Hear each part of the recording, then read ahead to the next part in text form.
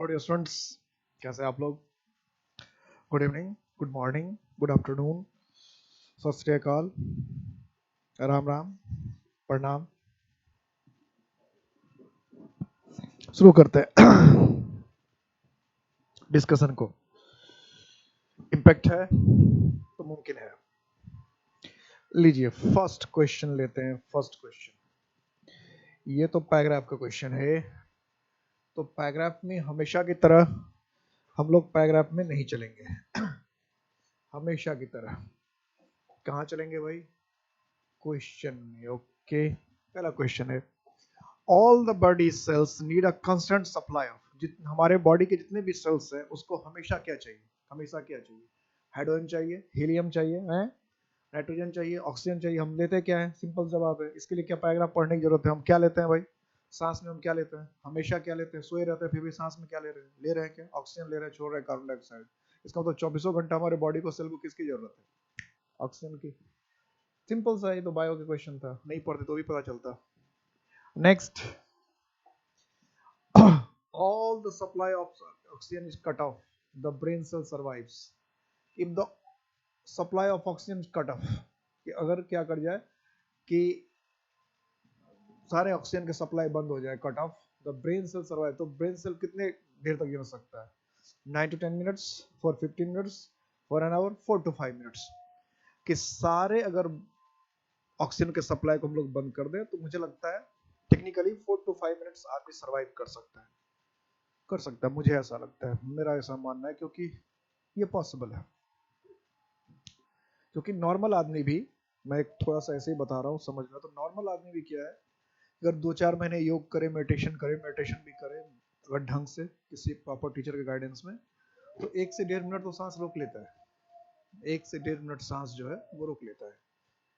मतलब एक ब्रीदिंग ही करता है 1 से 1.5 मिनट में, जबकि साइंस कहता है कि 1 मिनट में लोग 16 टाइम कम से कम ब्रीदिंग करते हैं। जीएस में क्वेश्चन भी आता है। नॉर्मल जो एक्सपर्ट मेडिटेशन करता है किसी के गाइडेंस में, अच्छे टीचर के, और जो ढंग से मेडिटेशन करता है, 1 से 1.5 मिनट। तो जो 1 से 1.5 मिनट अगर आम आदमी रोक सकता है, आम आदमी जो जनरल है, बस 4 से 6 महीने या साल भर के मेडिटेशन में, तो 4-5 मिनट तो जो एक्सपर्ट है वो रोक ही सकता है। नॉर्मली ऐसा देखा है तो 4-5 मिनट हो सकता है। ज्यादा हो तो ज्यादा हो, मुझे 4-5 मिनट लगता है इसका आंसर। अब देखते हैं पैराग्राफ में क्या है, तो 4-5 मिनट होगा या फिर 9 to 10 मिनट, इससे ज्यादा। ये 4-5 मिनट मुझे मैक्सिमम ही लग रहा है। The heart send oxygen rich blood. Heart क्या करता है? ऑक्सीजन से भरा हुआ ब्लड कहाँ भेजता है?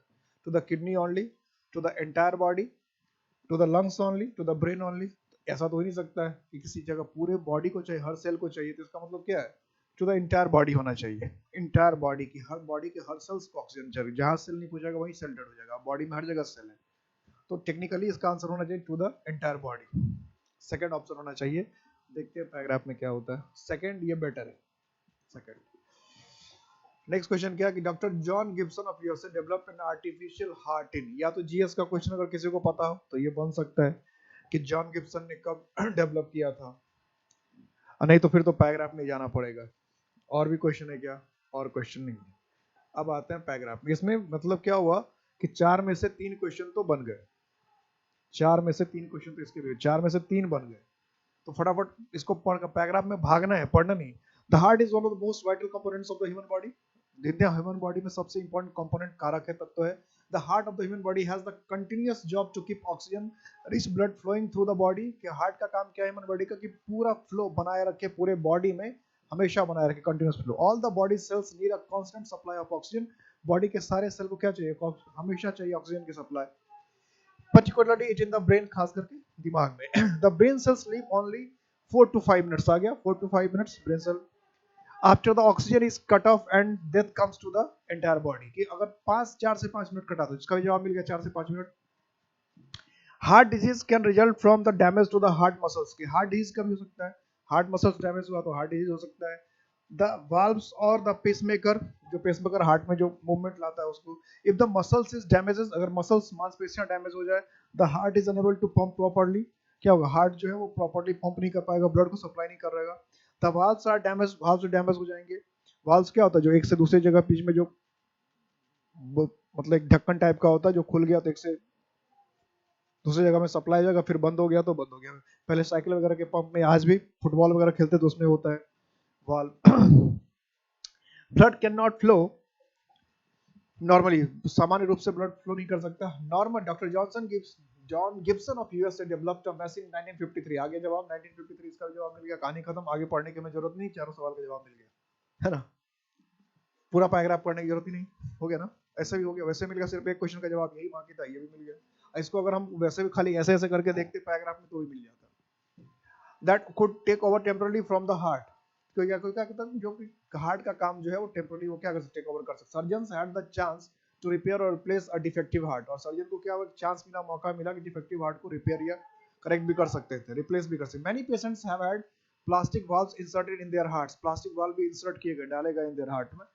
When their hearts were faulty, जब उनके हार्ट में कोई प्रॉब्लम थी। Many people are now being kept alive with tiny battery operated pacemakers, अब कई लोगों को जिंदा रखा जा सकता है कि पेसमेकर, हार्ट का पेसमेकर जो पंपिंग के लिए एक मशीन डाल दिया तो उसमें बैटरी से काम चलता रहता है। मतलब साइंस देखिए कितना डेवलप कर रही है, अच्छी बात है।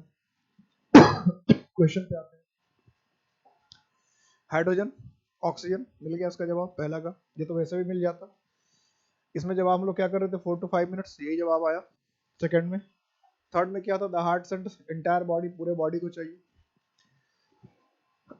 नेक्स्ट क्या है, 1953, सबका जवाब मिल गया, सिर्फ इसी के लिए देखना था, ठीक है। Next, find out error part in the sentences, कि भाई एरर ढूंढिए, किस पार्ट में एरर है ऐसे ढूंढिए, एरर ढूंढना।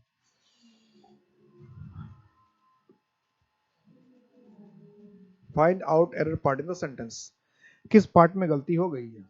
ही इज सर्टेनली अ मैन, वो निश्चित तौर पर एक मैन है, whom know very well is trustworthy, whom I know very well, जिसको मैं जानता हूं कि वो is trustworthy beyond doubt, निसंदेह ट्रस्ट वर्दी, विश्वास के लायक, and meticulous in his habits, और मेटिकुलस मतलब काफी मेहनती, परिश्रमी, सावधानी से काम करने वाले अपने आदतों में। ही is certainly a man whom I know very well is trustworthy, he is certainly a man, क्या होना चाहिए। तो यहां जो है मैन, आप बताइए, फिर मैं बताता हूं आपके हिसाब से आंसर क्या होना चाहिए, क्या आंसर होना चाहिए आपके हिसाब से।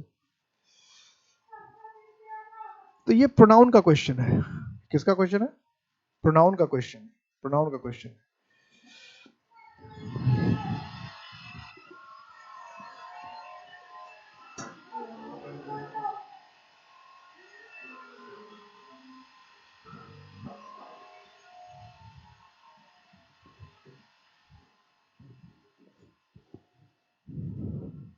किसका क्वेश्चन है, प्रोनाउन का क्वेश्चन है ये।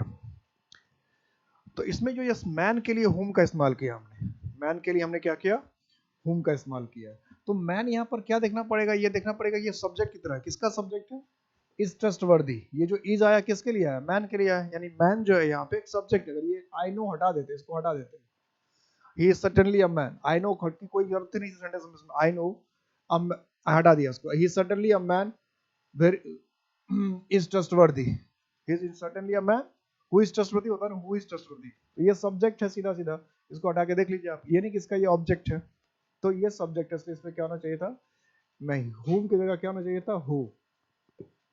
रिलेटिव प्रोनाउन में इस तरह सेंटेंस बनाना बता रखा है, या यही बताना बता रखा कि हु और हुम में क्या डिफरेंस है। रिलेटिव प्रोनाउन और इंटरोगेटिव प्रोनाउन में यही डिफरेंस ही हमें देखना रहता है, सब्जेक्ट और ऑब्जेक्ट का।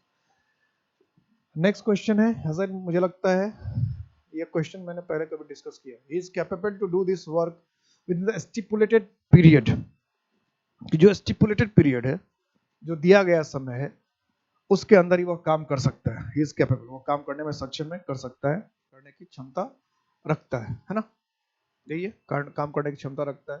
ही is capable to do this work within the stipulated period, कि स्टिपुलेटेड पीरियड में वो काम कर सकता है ना। तो he is capable to do नहीं होना, he is capable of doing होना चाहिए, क्या होना चाहिए था, प्रीपोजिशन और वर्ब को मिला, he is capable to do से ज्यादा बेहतर है ऑफ डूइंग, कि वह काम करने में समर्थ, इस काम को करने में सक्षम है। इज कैपेबल ऑफ डूइंग, ज्यादा बेहतर वर्ड होता, capable of doing. Next,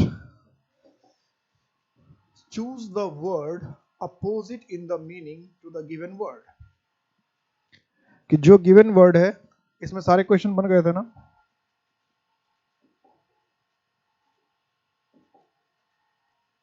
4, 5, 6, okay, दो ही को, मुझे लगा 3 क्वेश्चन थे। Ameliorate, choose the word opposite the meaning, उल्टा विपरीत शब्द चुनना है, विपरीत चुनिए भाई। इंप्रूव का मतलब होता है सुधारना, डिपेंड का मतलब होता है निर्भर करना, सॉफ्टन का मतलब होता है मुलायम करना, और वर्सन का मतलब होता है खराब करना। तो भाई मीनिंग सीनिंग तो हम लोग तब ढूंढेंगे जब हमें एमिलियरेट का मीनिंग पता हो, तभी तो उसका पता चलेगा। तो एमिलियरेट का मतलब होता है सुधारना, करेक्ट करना। एमिलियरेट का मतलब क्या होता है? सुधारना, करेक्ट करना। अब ढूंढना है इसका अपोजिट, जिसका मतलब क्या होगा? बिगाड़ना या खराब करना, क्योंकि इंप्रूव का मतलब तो सुधारना ही है, तो सिनोनिम्स हो गया। तो वर्सन, वर्सन का मतलब क्या होता है? खराब करना या बिगाड़ना।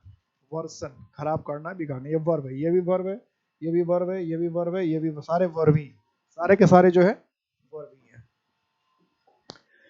नेक्स्ट, इल्यूजरी, इल्यूजरी एडजेक्टिव की तरह यूज होता है इल्यूजरी। क्या ढूंढना है इसका? इसका भी अपोजिट ढूंढना है, उल्टा, विलोम। ढूंढिए, पहले मैं मीनिंग बता देता हूं, तब तो आप लोग ढूंढिए। लॉजिकल, लॉजिकल का मतलब होता है तार्किक, तर्क से भरा हुआ। डिसेप्टिव, डिसेप्टिव का मतलब धोखा देने वाला, धोखा से भरा हुआ, छल से भरा हुआ, छली, कपटी। इमेजिनरी, इमेजिनरी का मतलब होता है काल्पनिक, काल्पनिक। इंडस्ट्रियस, इंडस्ट्रियस का मतलब होता है भ्रामक, भ्रम पैदा करने वाला। इंडस्ट्रियस का मतलब होता है, सॉरी, इंडस्ट्रियस का मतलब होता है मेहनती, इंडस्ट्रियस का मतलब होता है मेहनती। इमेजिनरी का मतलब हुआ काल्पनिक, इंडस्ट्रियस का मतलब हुआ मेहनती, लॉजिकल का मतलब हुआ तार्किक, डिसेप्टिव का मतलब होता है धोखा देने वाला, और इल्यूजरी, इल्यूजरी का मतलब होता है, क्या मतलब होता है बताओ? तो इल्यूजरी का मतलब होता है भ्रम पैदा करने वाला, संदेह पैदा करने वाला, भ्रामक, जिसमें भ्रम हो, संदेह हो, उसको कहते हैं इल्यूजरी। तो मेहनती तो हुआ नहीं, काल्पनिक हो गया, डिसेप्टिव मतलब हुआ धोखे से बड़ा हो। ढूंढना क्या है भाई? अपोजिट। अगर सिनोनिम्स ढूंढना होता तो सी लिख सकते थे, सी सिनोनिम्स अगर ढूंढना होता। ढूंढना तो लॉजिकल, जो इल्यूजरी है, काल्पनिक, तर्क नहीं है, जिसमें भ्रम पैदा करने वाला है, तो उसका अपोजिट क्या होगा? तार्किक। इलॉजिकल का मतलब जिसमें कोई तर्क ना हो, जिसमें कोई तर्क ना हो, जिसमें जो भ्रम पैदा कर देता हो, जो कंफ्यूजन क्रिएट कर देता हो, संदेह क्रिएट कर देता हो, उसको कहते हैं इल्यूजरी। तो बना क्या? लॉजिकल। नेक्स्ट क्वेश्चन है, ये तो बहुत शानदार क्वेश्चन है, ये इतना प्यारा क्वेश्चन है कि किसी को भी ये जो है धोखे में डाल सकता है, इतना प्यारा क्वेश्चन है, क्योंकि सारे वर्ड आसान है और फंसा देगा। पहले मैं मीनिंग बता देता हूँ। इंट्रेपिड, इंट्रेपिड का मतलब होता है बहादुर, बहादुर, ब्रेव। बेनिवोलेंट, बेनिवोलेंट का मतलब होता है उदार, बेनिवोलेंट का उदार, दयालु, जो भी कहना चाहे। टॉलरेंट, टॉलरेंट का मतलब होता है सहिष्णु, जो दूसरे की बात को सह सकता है, सहिष्णु, टॉलरेंट, सहिष्णु। अब क्राफ्टी, क्राफ्टी का मतलब होता है चालबाज, चालाक। हमें ढूंढना है गलत स्पेलिंग किसका है, ढूंढो, ढूंढो वही गलत स्पेलिंग किसका है, ढूंढो ढूंढो ढूंढो ढूंढो ढूंढो ढूंढो ढूंढो। तो गलत स्पेलिंग है सी का। टॉलरेंट का स्पेलिंग क्या होता है? TOLERANT, टॉलरेंट, सहिष्णु, सह लेने वाला, किसी की बात को सह लेने वाला, सहिष्णु, टॉलरेंट। ठीक है, नेक्स्ट क्वेश्चन पे चलते हैं। Next, choose the one,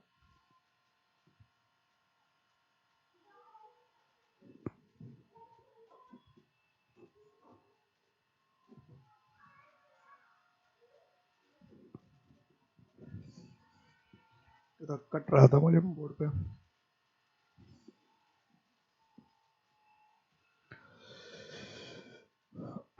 choose the one word which can be substituted for the given sentence। ये रहा सेंटेंस, इसके लिए एक वर्ड क्या हुआ, इसको कहते हैं वन वर्ड सब्स्टिट्यूशन,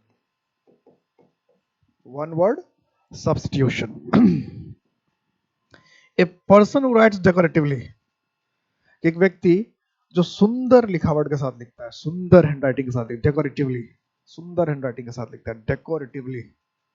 ठीक है, a person who writes decoratively, decorating इसका राइटिंग है, डेकोरेटिव।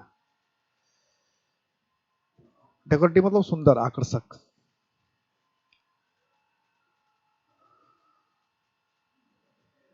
कार्टोग्राफर, कार्टोग्राफर, कार्टोग्राफर होता है मैप बनाने वाला।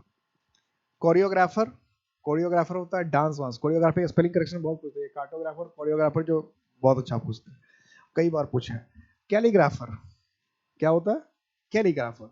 तो कार्टोग्राफर और कैलीग्राफर में लोग काफी कंफ्यूज रहते हैं, अक्सर कंफ्यूज रहते हैं कार्टोग्राफर और कैलीग्राफर में। तो कार्टोग्राफर और कैलीग्राफर, कार्टोग्राफर और कैलीग्राफर, इसमें लोग अक्सर कंफ्यूज रहते हैं। तो जो ब्यूटी कार्टोग्राफर हो गया मैप बनाने वाला, जो मैप बनाता है उसको कार्टोग्राफर कहते हैं या कार्टोग्राफी। और जो खूबसूरत, बहुत खूबसूरत हैंडराइटिंग बना बना के, अच्छी अच्छी हैंडराइटिंग बना के लिखता है उसको कहते हैं कैलीग्राफर। तो कैलीग्राफी तो क्या होना चाहिए? First, calligraphy. Next, in the fullness of time, in the fullness of time, in the fullness of time, by sheer hard work. Sheer hard work का मतलब क्या हुआ? केवल कठिन मेहनत से। एट लेजर, लेजर जो है स्पेलिंग करेक्शन में बहुत पूछता है, ध्यान रखना। अवकाश, खाली समय, बहुत पूछता है स्पेलिंग करेक्शन में, आई को इधर उधर कर देगा। नाइट ऑफ फुल मून मतलब क्या?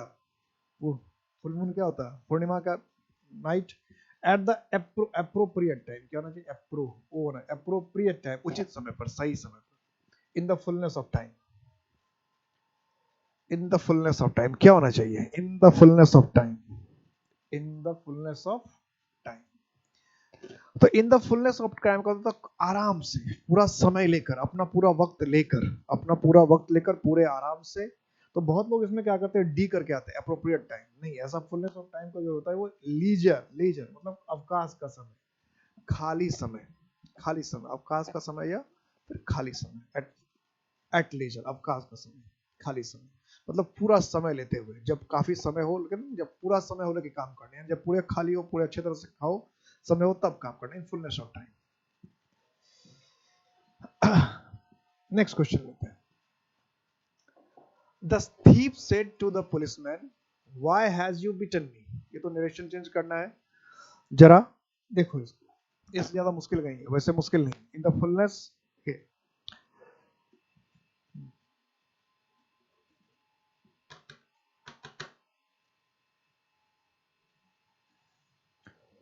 टेंस सबसे पहले चेक करना है, टेंस सबसे पहले चेक करना, टेंस के अलावा कुछ नहीं चेक करना, सबसे पहले टेंस चेक करना। और कल भी बताया था कि अगर इस तरह के सेंटेंस होते हैं, अगर इस तरह के सेंटेंस होते हैं, तो आपको सबसे पहले ये देखना कि टेंस और उसके बाद, सबसे पहले टेंस और उसके बाद क्या देखना रहता है? सबसे पहले तो टेंस, कि टेंस कहीं पे चेंज किया है क्या। पहले हम देखो टेंस को चेंज ही नहीं किया, तो पहले तो यहीं पे खत्म हो गई कहानी। फिर दूसरी बात क्या बताया कि हेल्पिंग वर्ब देखना, हर जगह यही देखना। जैसे इंट्रोगेटिव सेंटेंस आ गया, सबसे पहले हेल्पिंग देखो, हेल्पिंग वर्ब देखो कि कहाँ, एक तो टेंस देखो, टेंस चेंज किया है कि नहीं। दूसरा देखो हेल्पिंग वर्ब, कि हेल्पिंग वर्ब जो है वो सब्जेक्ट के बाद कहाँ कहाँ है। अरे ये तो बहुत स्मार्ट है, इसमें तो सारे जो हेल्पिंग वर्ब है क्या है, वो सब्जेक्ट के बाद ही है। तब तो भाई आप ही लोग ढूंढो, आप ही लोग ढूंढो, आराम से ढूंढो, फिर मैं नहीं बताऊंगा, क्योंकि थोड़ा सा ये स्मार्टनेस के साथ काम किया है, थोड़ा सा।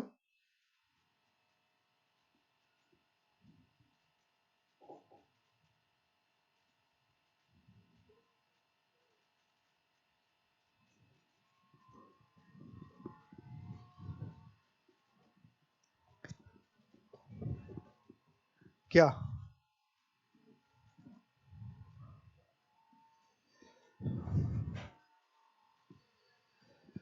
तो इसमें तो सारे रूल लगाने पड़ेंगे आपको, सारे, क्योंकि सब में हैड बाद में कर दिया। तो प्रेजेंट परफेक्ट है तो पास्ट परफेक्ट होना चाहिए, तो चलिए हैड आएगा।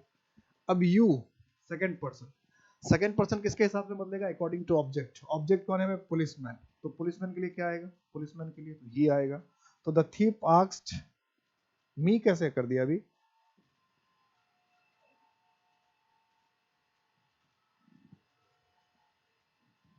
ये तो मिसप्रिंट हो गया, मान लीजिए गलती हो गई। ये सारे मी को क्या कर दिया, पुलिसमैन मान लीजिए, सारी जगह मिसप्रिंट हो गया है कि policeman. The thief asks the policeman, policeman policeman policeman policeman, me की जगह सारा कर देना पुलिसमैन, ठीक है। The asks policeman why, why, अब पुलिसमैन के लिए क्या होगा, यू की जगह, यू की जगह पुलिसमैन के लिए ही हो जाएगा, तो व्हाई ही, अब ही कहाँ पे है, ये।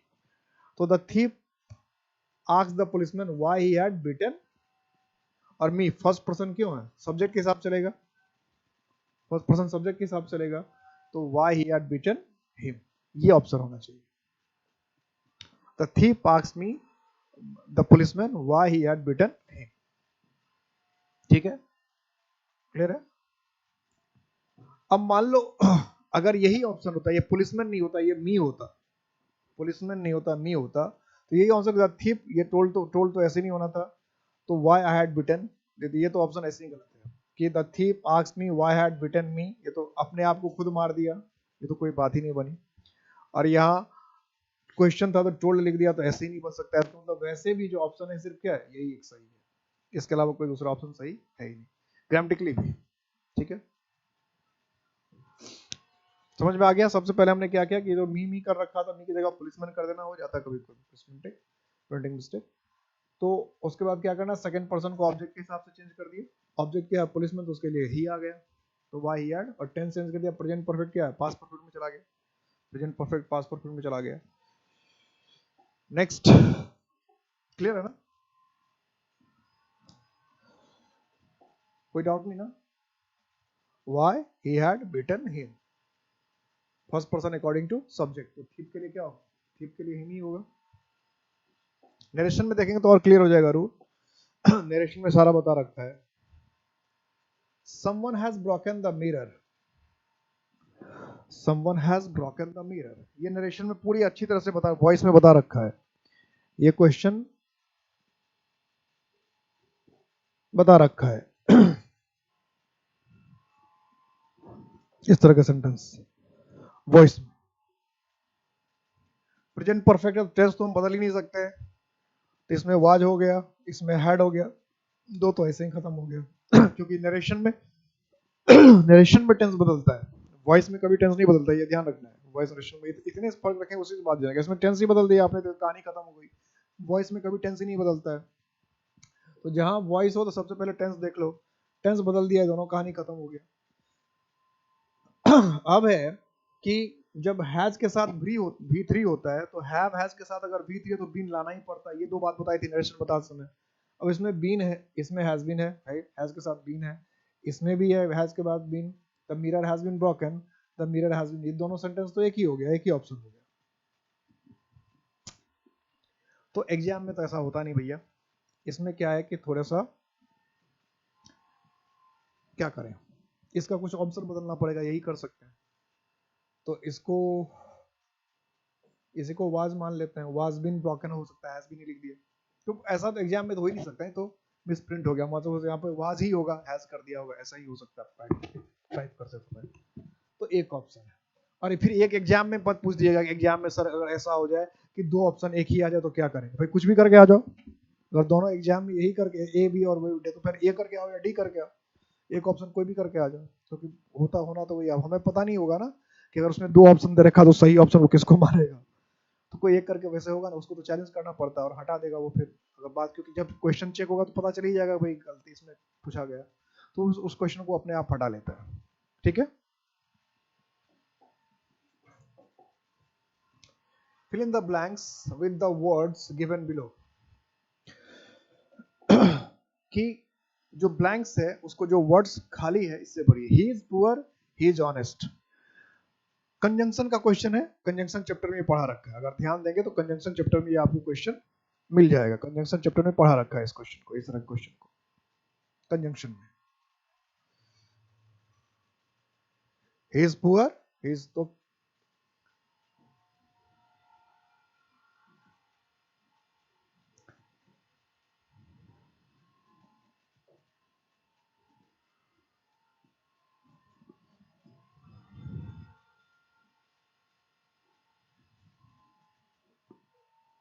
क्या इसमें जो दिक्कत है, इसमें भी थोड़ी सी दिक्कत है ऑप्शन में, हालांकि एग्जाम में ऐसा ऑप्शन नहीं आता, ये सब क्या कहा जाए, कि दो he is poor he is honest. इसमें सी ऑप्शन भी सही है, बी ऑप्शन भी सही है कि although he is poor he is honest, though he is poor yet honest, ये दोनों सही है। हालांकि ये अब कभी कभी ऐसा होता है कि दोनों में से अगर एक को चुनना हो तो हम इसको प्रीफर करते हैं ज्यादा, ये ज्यादा अच्छा प्रीफर किया, लेकिन गलत सही का इसमें मुद्दा नहीं है, इसमें दोनों सही होता है, ये भी उतना ही सही ये भी सही है। अगर प्रीफर करना हो तो आप इसको प्रीफर कर लीजिए कि दो he is poor he is honest, हालांकि वो गरीब है फिर भी वो, दोनों का मीनिंग सेम ही होता है।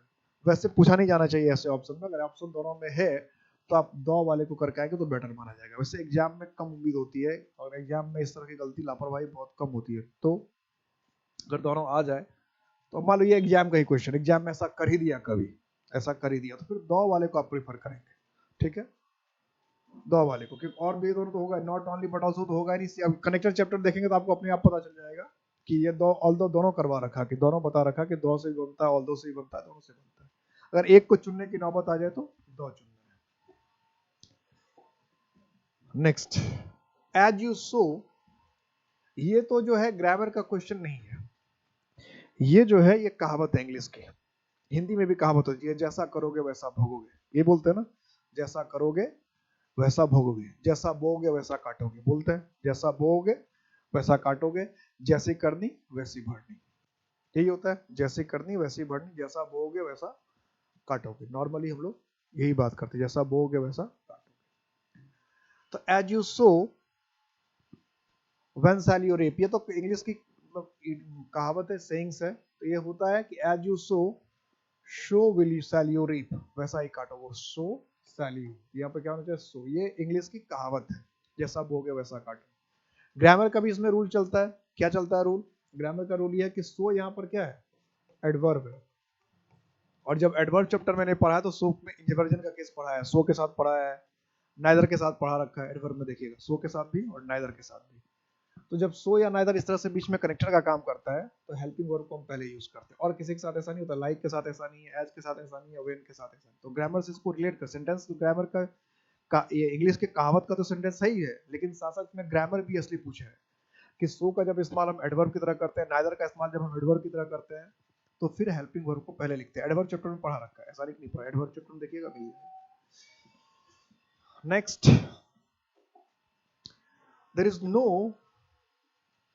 there is no facile, fixus, facetious और factual, क्या करें, facile, fixus, factual evidence to support your assertion। assertion का मतलब क्या होता है, स्टेटमेंट, जो आपने कहा उसको कहते हैं assertion, जो आपने कहा उसको क्या कहते हैं, assertion, assertion, जो आपने कहा वो क्या है, assertion है, assertion। there is no, सबका पहले देखना पड़ेगा, सबका मीनिंग आपको पता है क्या, जैसे फैक्चुअल है तो फैक्चुअल का मतलब क्या होता है, तथ्य से संबंधित।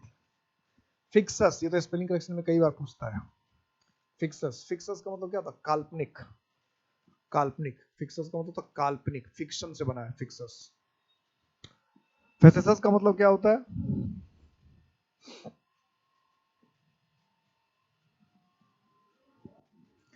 फेसाइल, फेसाइल का तो होता है बहुत आसान, सतही, ऊपरी, ऊपर ऊपर से जो कहते हैं उसको होता है फेसाइल, ऊपरी ऊपरी से, सतही, बहुत हल्का या बहुत कमजोर, उसको फेसाइल कहते हैं, तो ये तो बनेगा सतही। और फेसेसस, फेसेसस क्या होता है भाई, नकली, जाली, झूठा, कुछ भी हो सकता है, खराब, बुरा। तो फेसाइल हो गया सतही, ऊपर ऊपर का, फिक्सस हो गया काल्पनिक, फेसस हो गया नकली, जाली, झूठा, खराब कह सकते हैं, फैक्चुअल हुआ तथ्यात्मक, तथ्य पर आधारित, तो फिर क्या होना चाहिए, फैक्चुअल, ठीक है। Next question, I hate sitting him as और he always smells of garlic, garlic समझ रहे हैं ना, वो हमेशा उसका जो है बदबू आता रहता है, हमेशा उसके शरीर से बदबू आती रहती है, तो इसलिए मैं उसके बगल में बैठना पसंद नहीं करता। बहुत खराब, गंदा, सड़ा वगैरह, बहुत सड़ी हुई बदबू सी आती रहती है, एकदम सड़ी हुई सी बदबू आती रहती है, इसलिए मैं उसके बगल में बैठना पसंद नहीं करता। इसलिए मैं उसके बगल में बैठना पसंद नहीं करता। उसके शरीर से सड़ी हुई, खराब सी, बहुत बुरी सी बदबू आती रहती है, इसलिए मैं उसके बगल में बैठना पसंद नहीं करता, है ना। तो क्या होगा बगल में, हमारे प्रीपोजिशन चैप्टर में पढ़ा रखा है ये। अलोंग का मतलब क्या होता है, साथ साथ। बिसाइड का मतलब क्या, बगल में। बिसाइड्स का मतलब एक्स्ट्रा, के अलावा। एट का मतलब आसपास। तो किसी के बगल में जब बात करते हैं, किसी के बगल में, तो उसके लिए बेटर वर्ड क्या है, बिसाइड। तो 17 का क्या होना चाहिए, बिसाइड। और ये अक्सर पूछा जाता है बिसाइड, बिसाइड्स एरर में भी कई बार पूछा है, जहां बिसाइड्स होना चाहिए वो बिसाइड लिख देगा।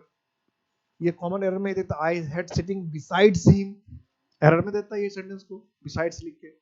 तो बिसाइड्स लिख के देता क्या करते, बिसाइड कर लेते। ये अक्सर पूछता है ऐसा क्वेश्चन एरर में, ऐसा बिसाइड बिसाइड्स वाला एग्जाम में कॉमन एरर में देता रहता है, तो ये ध्यान रखिएगा। बिसाइड का मतलब हो गया किसी के बगल में, और बिसाइड्स का मतलब हो गया एडिशनल, एक्स्ट्रा, बता रखा है ये प्रीपोजिशन में, और बता रखा है कि ये कई बार आता है। देखिए आ भी गया, इससे पहले भी कई बार आ चुका है, ऐसा नहीं कि ये पहली बार आया है, इससे पहले भी ये कई बार रिपीट हो चुका है। प्लूरल ऑफ वोल्फ करवा रखा है नंबर चैप्टर में, नंबर चैप्टर में करवा रखा, बता रखा है प्लूरल ऑफ वोल्फ क्या होगा बताओ। ये से मुझे लगता है ये क्वेश्चन रिपीट भी हो रहा है, ये क्वेश्चन रिपीट भी हो रहा है। तो एफ हटेगा तो क्या होता है, वी एस होता है, वोल्फ्स। तो क्या हो जाएगा, एफ हट के 12-13 ही वर्ड बताए थे जिसमें एफ हट के क्या होता है, वी एस होता है।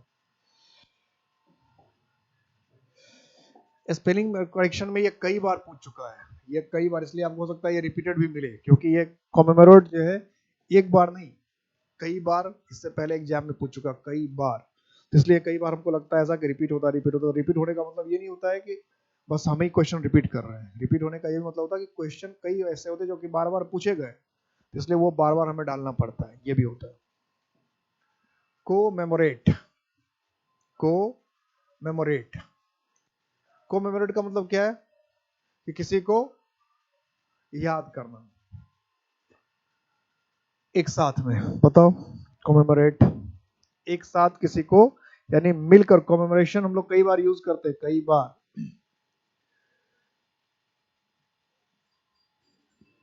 कोमेमोरेट,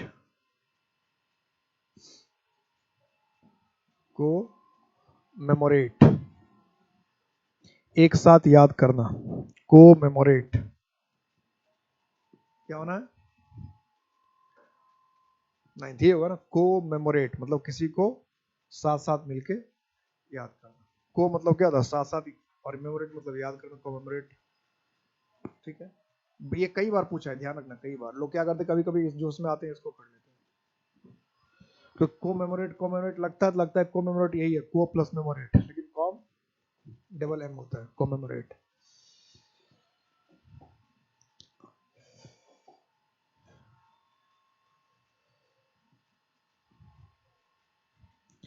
बनाइए जरा, रसंस में आर कैपिटल कर दीजिएगा तो ज्यादा अच्छा रहेगा। बताइए किसका, तो कई बार मैंने नियम बताया है। और देखिए इसमें फुल स्टॉप कहीं नहीं लगा रहा तो अच्छी बात है, नहीं तो और बार फुल स्टॉप हटाना पड़ता था।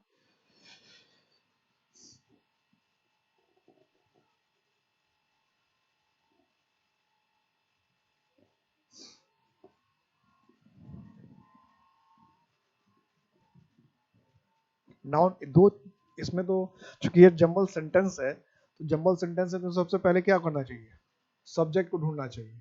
तो इसमें तो रसन वांटेड, तो वांटेड तो दे ही दिया है, तो सब्जेक्ट वर्ड तो पहले कर ही दिया, बी और बी के बीच में पी क्यू आर एस सजाना है। लेकिन ये फिर भी ये जंबल पैराग्राफ नहीं है, ये जंबल सेंटेंस, क्योंकि किसी में फुल स्टॉप नहीं है। भले ए दे रखा है, बी दे रखा है, तो ए दे रखने से हमको क्या फायदा हो कि सब्जेक्ट वर्ब हमको मिल गया, सब्जेक्ट वर्ब हमको मिल गया तो हमको ऑब्जेक्ट डालना पड़ेगा। ऑब्जेक्ट वांटेड एंड टीचर्स, यानी पी से शुरू हो नहीं सकता है। वांटेड देयर ऑन लैंग्वेजेस, ये हो सकता है। सर वांटेड वर्क, यानी आर से भी ऑप्शन शुरू नहीं हो सकता। जो भी ऑप्शन पी और आर से शुरू हो रहा है पहले उसको काट दीजिए, पी से कौन सा ऑप्शन शुरू हो रहा है ये खत्म, आर से कौन हो रहा है ये खत्म कर दीजिए, कहानी खत्म। अब ये दो ऑप्शन बचा, their own languages to take the place of. अब देखिए ये देयर ऑन क्यू से शुरू हो सकता था, तो ये एक ऑप्शन क्यू से शुरू हो रहा है, और एक ऑप्शन एस से शुरू हो रहा है। Russians wanted to take the place of Polish language, ऐसे भी शुरू हो सकता है, दोनों हो सकता है। तो पहले तो हम क्यू पढ़ के देखते हैं, फिर एस पे जाएंगे। तो the Russians wanted their own languages as to take the place of Polish language, इसका जो रूस के जो अपने लैंग्वेज वो क्या कि पॉलिश, पोलैंड के लैंग्वेज की जगह ले, to take the pop language. उसके बाद P, and teachers were forbidden to teach, and teachers were forbidden to teach. अब देखिए पी के बाद आर होगा, टीचर्स को मना कर दिया द पॉलिश लैंग्वेज। तो इसका मतलब क्या, ये टीचर्स के बाद क्या होना चाहिए था, वर होना चाहिए था, पी के बाद आर होना चाहिए, पी के बाद आर इसमें है, इसमें पी के बाद क्यू आ गया, इसका मतलब पहला ही ऑप्शन क्या था, ठीक था, फर्स्ट ऑप्शन ही ठीक था।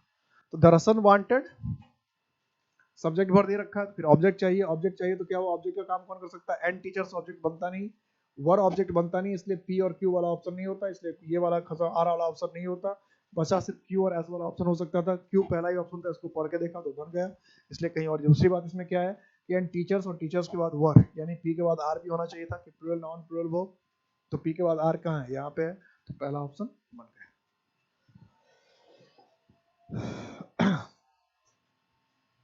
तो इम्पैक्ट एकेडमी हमारा और आपका साथ, आपकी सफलता तक और जरूरत पड़ी सफलता के बाद भी आगे बढ़ने के लिए, आगे और ऑफिसर बनना है और आगे जाना है, ठीक है, डिपार्टमेंटल एग्जाम देना है, कहीं और में जाना है, तो फिर आगे हमारी जरूरत और पड़ेगी, फिर हमेशा हमेशा आपके साथ है, अभी से लेकर आगे तक हमेशा साथ रहेंगे।